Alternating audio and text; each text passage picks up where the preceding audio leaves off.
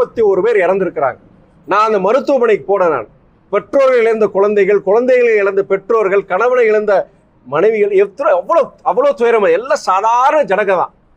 நான் இன்னைக்கு யாரையும் நான் குறிப்பா நான் குற்றம் சுமத்திற்கு நான் தயார் கிடையாது. அதே வேளையில நம்முடைய தமிழக அரசு இந்த பிரச்சனை எதனால, யாரால இந்த பிரச்சனை வந்திருக்கலாம்ங்கிறதுக்கு உண்டான விசாரணை ஆணையத்தை முன்னாள் நீதியரசர் அருணா ஜெகதீசன் தலைமையில அவங்க வச்சிருக்கிறாங்க. சரி, இப்போ அவங்க தமிழக அரசு இது பண்ணியிருக்காங்க. அதே வேளையில நம்முடைய மதுரை உயர்நீதிமன்ற கிளை அவங்களும் இந்த விஷயத்தை நாங்க எடுக்கிறோம், நாங்க கவனத்துக்குள்ள எடுத்துட்டு நாங்க இது என்ன நடந்திருக்கு, இது பின்னணி என்ன இருக்கு, நாங்களும் விசாரிக்கணும்னு சொல்லி உயர்நீதிமன்றமும் சொல்லியிருக்கு. இப்போ அவங்க சகோதரர் விஜயோடைய தரப்புல என்ன சொல்றாங்கன்னா, நாங்க எங்களுக்கு சிபிஐ விசாரணைன்னு சொல்லியிருக்கிறாங்க.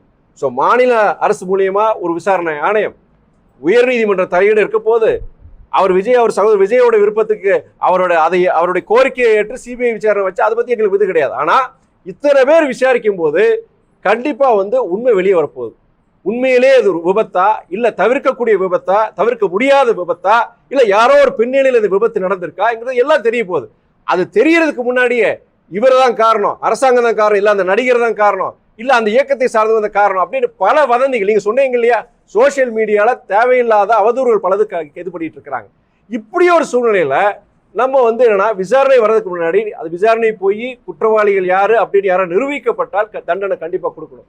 அதுக்கு முன்னாடியே சொல்லிட்டு நீ இவர் தான் காரணம் அவர் காரணம் சொல்றது நல்லா இருக்காது.